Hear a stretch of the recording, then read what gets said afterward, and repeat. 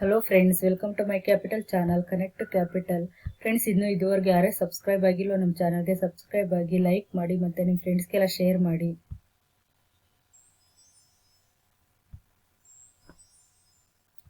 Friends, ಇವತ್ತು ಹೆಮ್ಟಾರ್ technologies limited ಅವರು IPO ಬಿಡ್ತಾ ಇದ್ದಾರೆ. ಅದು IPO ಡೇಟ್ ಯಾವಾಗಿದೆ ಮತ್ತು ಪ್ರೈಸ್ ಬ್ಯಾಂಡ್ ಎಲ್ಲ ಏನಿದೆ ಅಂತ ನೋಡೋಣ. ಮತ್ತು ನೀವು IPOಗೆ ಅಪ್ಲೈ ಮಾಡೋದಕ್ಕಿಂತ ಮುಂಚೆ ಈ ವಿಡಿಯೋ ಪೂರ್ತಿ ನೋಡಿದ್ರೆ ನೀವು IPOಗೆ ಅಪ್ಲೈ ಮಾಡಬೇಕೋ ಬೇಡವಾ ಅಂದ್ಬಿಟ್ಟು ನೀವೇ ಡಿಸೈಡ್ ಮಾಡ್ಬೋದು. ಅದಕ್ಕೋಸ್ಕರ ಇದು ಪೂರ್ತಿ ವಿಡಿಯೋ ನೋಡಿ. ಮೊದಲನೇದಾಗಿ ಇಂಟ್ರೊಡಕ್ಷನ್ ನೋಡೋಣ. ಕಂಪ್ನಿ ಯಾವಾಗ ಸ್ಟಾರ್ಟ್ ಆಯ್ತು ಅಂದರೆ 1990 ಸ್ಟಾರ್ಟ್ ಆಯಿತು. Hemtar technologies limited is a precision engineering solution company ಅಂತ ಕರೀತಾರೆ ಇದನ್ನ.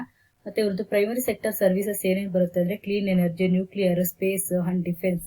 ನೋಡಿ, ಈ ಚಿತ್ರದಲ್ಲಿ ನೋಡಿ, ಇಲ್ಲೇ ಗೊತ್ತಾಗುತ್ತೆ. ಇಲ್ಲಿ ಕ್ಲೀನ್ ಎನರ್ಜಿ ಮತ್ತೆ ಕ್ಲೀನ್ ಎನರ್ಜಿ ಅಂದರೆ ರಿನ್ಯೂವಬಲ್ ಎನರ್ಜಿ ಅಂತ ಏನ್ ಕರಿತೀವಿ. ಸೋಲಾರ್ ಎನರ್ಜಿ ಇರ್ಬೋದು, ವಿಂಡ್ ಎನರ್ಜಿ ಇರ್ಬೋದು.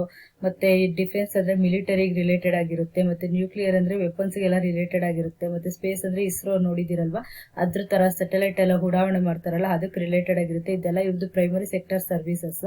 ನೀವು ಇದನ್ನ ನೋಡಿದ್ರೆ ಈ ಚಿತ್ರದಲ್ಲೇ ಗೊತ್ತಾಗ್ಬಿಡುತ್ತೆ ನಿಮ್ಗೆ ಏನೇನು ಸರ್ವಿಸಸ್ ಇದೆ ಅವ್ರದ್ದು ಅಂದ್ಬಿಟ್ಟು.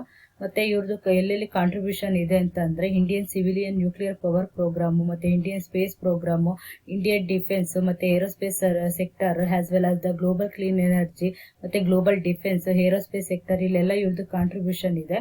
ಮತ್ತೆ it operates out of 7 manufacturing facilities. ಅಂದ್ರೆ ಇವ್ರದ್ದು 7 ಮ್ಯಾನುಫ್ಯಾಕ್ಚರಿಂಗ್ ಫೆಸಿಲಿಟೀಸ್, ಮೇನ್ಲಿ ಇವ್ರು ಲೊಕೇಟೆಡ್ ಇನ್ ಹೈದರಾಬಾದ್ ಅಂಡ್ ತೆಲಂಗಾಣದಲ್ಲಿ ಇವ್ರದ್ದಿದೆ. ಮತ್ತೆ ಇವ್ರ ಸರ್ವಿಸಸ್ ಎಲ್ಲ ಡಿಫೆನ್ಸ್, ಏರೋಸ್ಪೇಸ್ ಮತ್ತೆ ಎನರ್ಜಿ ಸೆಕ್ಟರ್ ಸರ್ವಿಸಸ್ ಎಲ್ಲ ಮೋರ್ ದೆನ್ 4 ಡಿಕೆಟ್ಸ್ ಇಂದ ಇವ್ರು ಸರ್ವಿಸ್ ಕೊಡ್ತಾ ಬಂದಿದ್ದಾರೆ. ಮತ್ತೆ ಇವ್ರ ಕ್ಲೈಂಟ್ಸ್ ಯಾರ್ಯಾರು ಬರ್ತಾರೆ ಅಂತ ನೋಡೋಣ. ಇಸ್ರೋ ಇವ್ರದ್ದು one of the best clients. Indian Space Research Organisation ಅಂತ ಕರಿತೀವಲ್ಲ, ಇವ್ರ ಕ್ಲೈಂಟ್. ನೆಕ್ಸ್ಟ್ ಬಂದ್ಬಿಟ್ಟು ನ್ಯೂಕ್ಲಿಯರ್ ಪವರ್ ಕಾರ್ಪೊರೇಷನ್ ಇಂಡಿಯಾ, ಮತ್ತೆ Defence Research and Development Organisation, ಮತ್ತೆ US ಬೇಸ್ಡ್ ಕಂಪ್ನಿ ಇದೆಯಲ್ಲ, ಏನು ಬ್ಲೂಮ್ ಎನರ್ಜಿ ಕಾರ್ಪೊರೇಷನ್, ಇವರು ಒನ್ ಆಫ್ ದ ಕ್ಲೈಂಟ್. ಮತ್ತೆ ಭಾರತ್ ಡೈನಾಮಿಕ್, ಹಿಂದೂಸ್ತಾನ್ ಏರೋನಾಟಿಕ್ಸ್, ಇವರೆಲ್ಲ ಇವ್ರ ಕ್ಲೈಂಟ್ಸ್ ಬರ್ತಾರೆ. ನೆಕ್ಸ್ಟ್ ಇವ್ರದ್ದು ಬಿಸ್ನೆಸ್ ಎಲ್ಲ ಏನಿದೆ ಅಂತ ನೋಡಿ. The company primarily engaged in the manufacturing of mission critical precision components. ಅಂದ್ರೆ ಈ ಕಾಂಪೊನೆಂಟ್ಸ್ ಎಲ್ಲ ಇವ್ರು ಮ್ಯಾನುಫ್ಯಾಕ್ಚರ್ ಮಾಡ್ತಾರೆ. ಈ ತರ ಮಿಷನ್ಸ್ ಎಲ್ಲ ಬರುತ್ತಲ್ಲ, ಇದನ್ನೆಲ್ಲ ಮ್ಯಾನುಫ್ಯಾಕ್ಚರ್ ಮಾಡ್ತಾರೆ.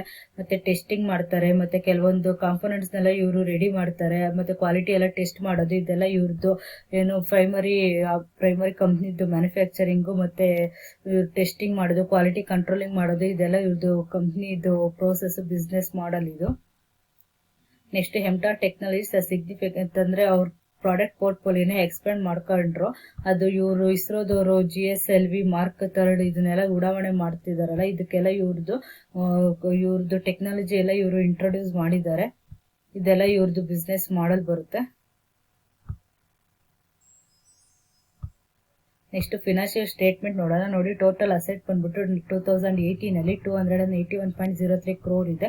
2019 ಅಲ್ಲಿ 305.16 ಕ್ರೋರ್ ಇದೆ. 2020 ನಲ್ಲಿ 346.27 ಕ್ರೋರ್ ಇದೆ. ಮತ್ತೆ ಟೋಟಲ್ ಇನ್ಕಮ್ ನೋಡಿ 160.54 ಕ್ರೋರ್ ಇದೆ 2018 ಅಲ್ಲಿ. 2019 ಅಲ್ಲಿ 185.91 ಕ್ರೋರ್ ಇದೆ. 2020 ಅಲ್ಲಿ 218.14 ಕ್ರೋರ್ ಇದೆ. ಮತ್ತೆ ಟೋಟಲ್ ಎಕ್ಸ್ಪೆನ್ಸಸ್ 143.39 ಕ್ರೋರ್ ಇದೆ 2018 ಅಲ್ಲಿ. 2019 ಅಲ್ಲಿ 145.65 ಕ್ರೋರ್ ಇದೆ. ಮತ್ತೆ 2020 ನಲ್ಲಿ 172.61 ಕ್ರೋರ್ ಇದೆ. ಮತ್ತೆ ಪ್ರಾಫಿಟ್ ಆಫ್ಟರ್ ಟ್ಯಾಕ್ಸ್ ಅಂದ್ರೆ ನೆಟ್ ಪ್ರಾಫಿಟ್ ಏನಿದೆ ನೋಡಿ 5.42 ಕ್ರೋರ್ ಇದೆ 2018 ಅಲ್ಲಿ.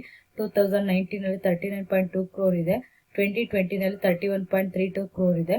ನೋಡಿ, total asset year to year increase ಆಗ್ತಾ ಇದೆ. ಟೋಟಲ್ ಇನ್ಕಮ್ ಕೂಡ ಇಯರ್ ಟು ಇಯರ್ ಇನ್ಕ್ರೀಸ್ ಆಗಿದೆ. ಟೋಟಲ್ ಎಕ್ಸ್ಪೆನ್ಸಸ್ ಕೂಡ ಇನ್ಕ್ರೀಸ್ ಆಗಿದೆ. ಎಕ್ಸ್ಪೆನ್ಸಸ್ ಡಿಕ್ರೀಸ್ ಆಗಬೇಕು, ಬಟ್ ಇವ್ರದ್ದು ಬಿಸ್ನೆಸ್ ಮಾಡಲ್ ಎಲ್ಲ ನೋಡಿದ್ರೆ ಎಕ್ಸ್ಪೆನ್ಸಸ್ ಇದ್ದೇ ಇರುತ್ತೆ. ಮತ್ತೆ ನೆಟ್ ಪ್ರಾಫಿಟ್ ನೋಡಿ 18 to 19 ಇನ್ಕ್ರೀಸ್ ಆಗಿದೆ. ಮತ್ತೆ 20 ನಲ್ಲಿ ಸ್ವಲ್ಪ ಡೌನ್ ಆಗಿದೆ. ಬಟ್ ಇವ್ರದ್ದು ಫಿನಾನ್ಷಿಯಲ್ ಸ್ಟೇಟ್ಮೆಂಟ್ ನೋಡಿದ್ರೆ ಇದೊಂದು ಗುಡ್ ಅಂತ ಹೇಳ್ಬೋದು, ಗುಡ್ ಗ್ರೋತ್ ಇದೆ ಅಂತ ಹೇಳ್ಬೋದು. ನೆಕ್ಸ್ಟ್ ಸ್ವಲ್ಪ ಫಿನಾನ್ಷಿಯಲ್ಸ್ ಇದಾವೆ ನೋಡಿ. ದ ಕಂಪನಿ 16.5% ರೆವಿನ್ಯೂ CAGR ಇದೆ. ಲಾಸ್ಟ್ 3 ಇಯರ್ ಕಂಪೇರ್ ಮಾಡಿದ್ರೆ 16.5% CAGR ಇದೆ. ಮತ್ತೆ ಇವ್ರ EBITDA ಮಾರ್ಜಿನ್ ಬಂದ್ಬಿಟ್ಟು 28.5% ಇದೆ ಇನ್ ಫಿನಾನ್ಷಿಯಲ್ 20 ನಲ್ಲಿ. ಮತ್ತೆ ಇವ್ರದ್ದು ಆರ್ಡರ್ ಬುಕ್ ಎಲ್ಲ ಎಷ್ಟಿದೆ 1.7 ಟೈಮ್ಸ್ ಇದೆ ಫೈನಾನ್ಷಿಯಲ್ 20 ನಲ್ಲಿ. ಎಲ್ತಿ ಆರ್ಡರ್ ಬುಕ್ ಇದೆ ಇವ್ರದ್ದು. ಮತ್ತೆ ನೋಡಿ, ಇವ್ರದ್ದು ನೆಟ್ ಪ್ರಾಫಿಟ್ ಮಾರ್ಜಿನ್ ಅಲ್ಲಿ ಏನಿದೆ 14% ಇದೆ ಲಾಸ್ಟ್ ಫಿಸ್ಕಲ್ ಇಯರ್ದು ನೋಡಿದ್ರೆ. ಇಷ್ಟು ಇವ್ರದ್ದು ಫೈನಾನ್ಷಿಯಲ್ಸ್. ನೆಕ್ಸ್ಟ್ ಕಂಪ್ನಿ ಪ್ರಮೋಟರ್ಸ್ ಯಾರ್ಯಾರು ಬರ್ತಾರೆ ಅಂತ ನೋಡೋಣ. ನೋಡಿ, ಇಲ್ಲಿ ಪಾರ್ವತ್ ಶ್ರೀನಿವಾಸ್ ರೆಡ್ಡಿ ಇವರೊಬ್ರು ಕಂಪ್ನಿ ಪ್ರಮೋಟರ್ಸ್. ಆಮೇಲೆ P Leelavathi, K Shalini, D Anitha Reddy, C Usha Reddy, G Kavitha Reddy, ಮತ್ತೆ ಹನುಷ್ಮಾನ್ ರೆಡ್ಡಿ, ಮತ್ತೆ P Kalpana Reddy, Saranya Lokareddy, A Manogna and M Mahadev ಇವರೆಲ್ಲ ಕಂಪ್ನಿ ಪ್ರಮೋಟರ್ಸ್. ಮತ್ತೆ ಹೆಮ್ಟಾರ್ ಟೆಕ್ನಾಲಜೀಸ್ ಅವ್ರದ್ದು IPO ಪ್ರಮೋಟರ್ ಹೋಲ್ಡಿಂಗ್ ಏನಿದೆ ಅಂತ ನೋಡೋಣ. ಪ್ರೀ ಇಶ್ಯೂ ಶೇರ್ ಹೋಲ್ಡಿಂಗ್ 62.24 ಇದೆ, ಅಂದ್ರೆ ಬಿಫೋರ್ IPOಗೆ 62.24% ಇದೆ ಪ್ರಮೋಟರ್ ಹೋಲ್ಡಿಂಗು. ಪೋಸ್ಟ್ IPOಗೆ ಎಷ್ಟಾಗುತ್ತೆ ಅಂತಂದ್ರೆ 50.25% ಇದೆ. ನೆಕ್ಸ್ಟ್ IPO ಡೀಟೇಲ್ಸ್ ನೋಡೋಣ. IPO ಓಪನಿಂಗ್ ಡೇಟ್ ಬಂದ್ಬಿಟ್ಟು March 3 IPO ಓಪನ್ ಆಗ್ತಾ ಇದೆ. ಮತ್ತೆ IPO ಕ್ಲೋಸ್ ಡೇಟ್ ಬಂದ್ಬಿಟ್ಟು March 5 ಕ್ಲೋಸ್ ಆಗುತ್ತೆ. ಫೇಸ್ ವ್ಯಾಲ್ಯೂ ಬಂದ್ಬಿಟ್ಟು 10 per equity ಶೇರ್ ಇದೆ. IPO ಪ್ರೈಸ್ ಬಂದ್ಬಿಟ್ಟು 574 to 575 per equity ಶೇರ್ ಇದೆ. ಮಾರ್ಕೆಟ್ ಲಾಟ್ ಬಂದ್ಬಿಟ್ಟು 26 ಶೇರ್ ಇದೆ. ಮಿನಿಮಮ್ ಆರ್ಡರ್ ಕ್ವಾಂಟಿಟಿ ಬಂದ್ಬಿಟ್ಟು 26 ಶೇರ್ಸ್. ಮತ್ತೆ ಇವರು NSE BSE ಎರಡರಲ್ಲಿ ಲಿಸ್ಟೆಡ್ ಆಗ್ತಿದ್ದಾರೆ. ಇಶ್ಯೂ ಸೈಜ್ ಬಂದ್ಬಿಟ್ಟು 596.41 crore ಇವರು ಇಶ್ಯೂ ಮಾಡ್ತಾ ಇದ್ದಾರೆ. ಮತ್ತೆ ಫ್ರೆಶ್ ಇಶ್ಯೂ ಬಂದ್ಬಿಟ್ಟು ಇದರಲ್ಲಿ 123.52 crore ಫ್ರೆಶ್ ಇಶ್ಯೂ ಇದೆ. ಮತ್ತೆ OFS ಅಂತ ಏನ್ ಕರಿತೀವಿ, ಆಫರ್ ಫಾರ್ ಸೇಲ್, ಇದು ಬಂದ್ಬಿಟ್ಟು 472.90 crore ಇದು ಆಫರ್ ಫಾರ್ ಸೇಲ್ ಇದೆ. ಮತ್ತೆ ನೋಡಿ, ಮಿನಿಮಮ್ 1 ಲಾಟ್ ಬೈ ಮಾಡಬೇಕಾಗುತ್ತೆ 26 ಶೇರ್ಸ್. ಮತ್ತೆ ಟೋಟಲ್ ಅಮೌಂಟ್ 14,950 ಆಗುತ್ತೆ 1 ಲಾಟ್ಗೆ. ಮ್ಯಾಕ್ಸಿಮಮ್ 13 ಲಾಟ್ ಬೈ ಮಾಡಬಹುದು, 338 ಶೇರ್ಸ್. ಟೋಟಲ್ ಅಮೌಂಟ್ 1,94,350 rupees ಆಗುತ್ತೆ. ಮತ್ತೆ ಯಾವಾಗ IPO ಲಿಸ್ಟಿಂಗ್ ಆಗುತ್ತೆ ಮಾರ್ಕೆಟ್ ಅಲ್ಲಿ ಅಂದ್ರೆ March 16 ಇವ್ರದ್ದು IPO ಲಿಸ್ಟಿಂಗ್ ಆಗ್ತಾ ಇದೆ.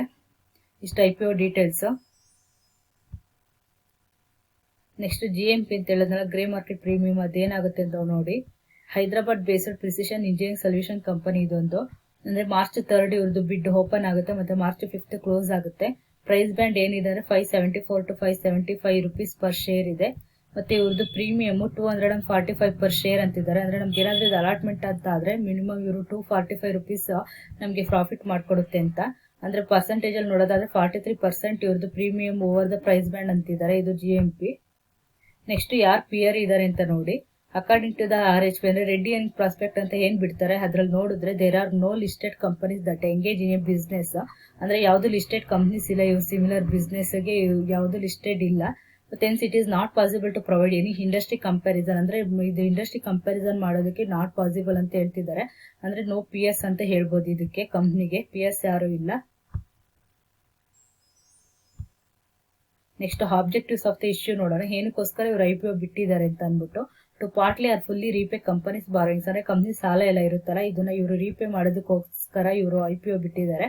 ಸೆಕೆಂಡ್ ಒನ್ ನೋಡಿದ್ರೆ the finance companies working capital requirements. ಅಂದ್ರೆ ಇವ್ರು ಡೇ ಟು ಡೇ ಎಕ್ಸ್ಪೆನ್ಸಸ್ ಮತ್ತೆ ಡೇ ಟು ಡೇ ಏನ್ ಇವ್ರದ್ದು ಕ್ಯಾಪಿಟಲ್ ರಿಕ್ವೈರ್ಮೆಂಟ್ಸ್ ಇರುತ್ತೆ ಇದನ್ನ ಮೀಟ್ ಔಟ್ ಮಾಡೋದಕ್ಕೋಸ್ಕರ ಇವರು IPO ಬಿಡ್ತಾ ಇದ್ದಾರೆ. ಥರ್ಡ್ ಆಬ್ಜೆಕ್ಟಿವ್ ನೋಡಿ, to meet general corporate purpose. ಅಂದ್ರೆ ಇವ್ರ ಕಾರ್ಪೊರೇಟ್ ಪರ್ಪಸ್ ಏನೇನಿದಾವೆ ಇದೆಲ್ಲ ಮೀಟ್ ಔಟ್ ಮಾಡೋದಕ್ಕೋಸ್ಕರ ಇವರು IPO ಬಿಡ್ತಾ ಇದ್ದಾರೆ. ಇಷ್ಟು ಇವ್ರದ್ದು ಆಬ್ಜೆಕ್ಟಿವ್ಸ್. ನೆಕ್ಸ್ಟ್ ಲಾಸ್ಟ್ ಕನ್ಕ್ಲೂಷನ್ ನೋಡೋಣ. ಕನ್ಕ್ಲೂಷನ್ ಸ್ವಲ್ಪ ಸ್ಟ್ರೆಂತ್ ಫ್ಯಾಕ್ಟರ್ಸ್ ಮತ್ತೆ ಸ್ವಲ್ಪ ರಿಸ್ಕ್ ಫ್ಯಾಕ್ಟರ್ಸ್ ಇದಾವೆ, ಎರಡು ನೋಡೋಣ. ಸ್ಟ್ರೆಂತ್ ನೋಡಿ, first one wide range of product portfolio. ಇವ್ರದ್ದು ಒಂದು ಇದಕ್ಕೆ ಡಿಪೆಂಡ್ ಆಗಿಲ್ಲ ಇವ್ರ ಪ್ರಾಡಕ್ಟ್ ಮೇಲೆ. ಇವ್ರದ್ದು ವೈಡ್ ರೇಂಜ್ ಆಫ್ ಪ್ರಾಡಕ್ಟ್ ಇದಾವೆ, ಇದನ್ನೇ ಇವರು wide range of product portfolio ಅಂತಾರೆ. ಇದೊಂದು ಇವ್ರದ್ದು ಗುಡ್ ಸ್ಟ್ರೆಂತ್. ಮತ್ತೆ 7 ಮಾಡರ್ನ್ ಟೆಕ್ನಾಲಜಿ ಮ್ಯಾನುಫ್ಯಾಕ್ಚರಿಂಗ್ ಯೂನಿಟ್ಸ್. ಅಂದ್ರೆ ಇವ್ರದ್ದು 7 ಮಾಡರ್ನ್ ಟೆಕ್ನಾಲಜಿ ಏನು ಯೂಸ್ ಮಾಡ್ಕೊಂಡು ಮ್ಯಾನುಫ್ಯಾಕ್ಚರಿಂಗ್ ಮಾಡ್ತಾ ಇದ್ದಾರೆ ಇವ್ರದ್ದು ಯೂನಿಟ್ಸ್ ಇದಾವೆ. ಇದು ಒಂದು ಗುಡ್ ಸ್ಟ್ರೆಂತ್ ಇವ್ರದ್ದು. Next strong financial track records. ಅಂದ್ರೆ ಫಿನಾನ್ಷಿಯಲ್ ಟ್ರ್ಯಾಕ್ ಎಲ್ಲ ಇವ್ರದ್ದು ಸ್ಟ್ರಾಂಗ್ ಇದೆ, ಇದು ಕೂಡ ಗುಡ್ ಸ್ಟ್ರೆಂತ್ ಇವ್ರದ್ದು. ಮತ್ತೆ ಎಕ್ಸ್ಪೀರಿಯನ್ಸ್ಡ್ ಅಂಡ್ ಕ್ವಾಲಿಫೈಡ್ ಮ್ಯಾನೇಜ್ಮೆಂಟ್ ನೋಡಿದ್ರೆ ಒಂದು ಎಕ್ಸ್ಪೀರಿಯನ್ಸ್ಡ್ ಮತ್ತೆ ಕ್ವಾಲಿಫೈಡ್ ಮ್ಯಾನೇಜ್ಮೆಂಟ್ ಟೀಮ್ ಇದೆ, ಇದು ಕೂಡ ಇವ್ರದ್ದು ಗುಡ್ ಸ್ಟ್ರೆಂತ್. ಮತ್ತೆ ಸಮ್ ರಿಸ್ಕ್ ಫ್ಯಾಕ್ಟರ್ಸ್ ಇದಾವೆ, ಯಾವ್ಯಾವ ಅಂತ ನೋಡೋಣ. ನೋಡಿ, Hemtar is subject to strict quality standard. ಅಂದ್ರೆ ಏನಕ್ಕಂತ ಅಂದ್ರೆ ಇವರು ಗುಡ್ ಕ್ವಾಲಿಟಿ ಸ್ಟ್ಯಾಂಡರ್ಡ್ ನ ಇವ್ರು ಏನಾದ್ರೂ ಮೇಂಟೈನ್ ಮಾಡ್ಲಿಲ್ಲ ಅಂತಂದ್ರೆ ಓಲ್ ಅವ್ರ ಪ್ರಾಜೆಕ್ಟ್ ಏನ್ ಪ್ಲಾನ್ ಮಾಡಿರ್ತಾರೆ, ಇವಾಗ ಅವ್ರ ಕ್ಲೈಂಟ್ಸ್ ಎಲ್ಲ ನೋಡಿದ್ರಲ್ಲ, ಅವ್ರು ಏನಾದ್ರೂ ಒಂದು ಪ್ರಾಜೆಕ್ಟ್ ಪ್ಲಾನ್ ಮಾಡಿದ್ರೆ ಇವರು ಗುಡ್ ಕ್ವಾಲಿಟಿ ಮೇಂಟೈನ್ ಮಾಡ್ಬೇಕಾಗುತ್ತೆ. ಇವ್ರು ಗುಡ್ ಕ್ವಾಲಿಟಿ ಮೇಂಟೈನ್ ಮಾಡಿದ್ರೆ ಇಡೀ ಪ್ರಾಜೆಕ್ಟ್ ಅವ್ರದ್ದು ಏನೋ ಕ್ಯಾನ್ಸಲ್ ಆಗೋ ಸ್ಟೇಜ್ ಅಲ್ಲಿ ಇರುತ್ತೆ, ಅವ್ರದ್ದು ಇಡೀ ಪ್ರಾಜೆಕ್ಟ್ ಹಾಳಾಗುತ್ತೆ.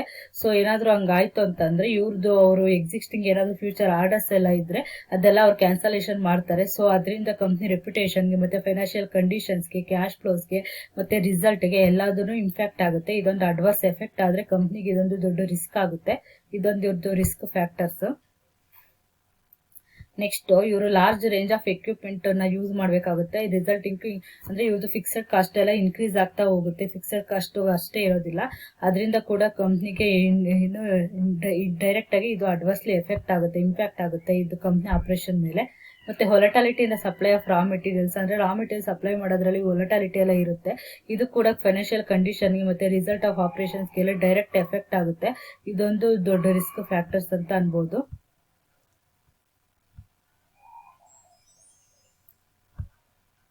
ಫ್ರೆಂಡ್ಸ್, ನೋಡಿದ್ರಲ್ಲ, ಈ ವಿಡಿಯೋ ನಿಮಗೆ ಇಷ್ಟ ಆಯ್ತು ಅಂದ್ರೆ ನಿಮ್ಮ ಫ್ರೆಂಡ್ಸ್ ಕೂಡ ಶೇರ್ ಮಾಡಿ. ಅವ್ರು ಕೂಡ IPO ಅಪ್ಲೈ ಮಾಡಬೇಕು ಅಂತ ಇರ್ತಾರೆ, ಅವ್ರಿಗೆ ಕೂಡ ಶೇರ್ ಮಾಡಿ, ಅವ್ರಿಗೆ ಕೂಡ ಹೆಲ್ಪ್ ಆಗುತ್ತೆ. ನಿಮಗೂ ನನ್ನ ವಿಡಿಯೋ ಇಷ್ಟ ಆಯ್ತು ಅಂದ್ರೆ ನಮ್ಮ ಚಾನಲ್ಗೆ ಲೈಕ್ ಮಾಡಿ, ಮತ್ತೆ ನಮ್ಮ ಚಾನಲ್ಗೆ ಸಬ್ಸ್ಕ್ರೈಬ್ ಆಗಿ.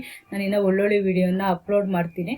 ಮತ್ತೆ ನಾನು ಇದು IPO ಹೇಗೆ ಅಪ್ಲೈ ಮಾಡಬೇಕು ಅಂತ ಕೂಡ ಒಂದು ವಿಡಿಯೋ ಹಾಕ್ತೀನಿ, ಅದನ್ನು ಕೂಡ ನೋಡಿ, ನಿಮಗೆಲ್ಲ ಹೆಲ್ಪ್ ಆಗುತ್ತೆ. Thank you for watching.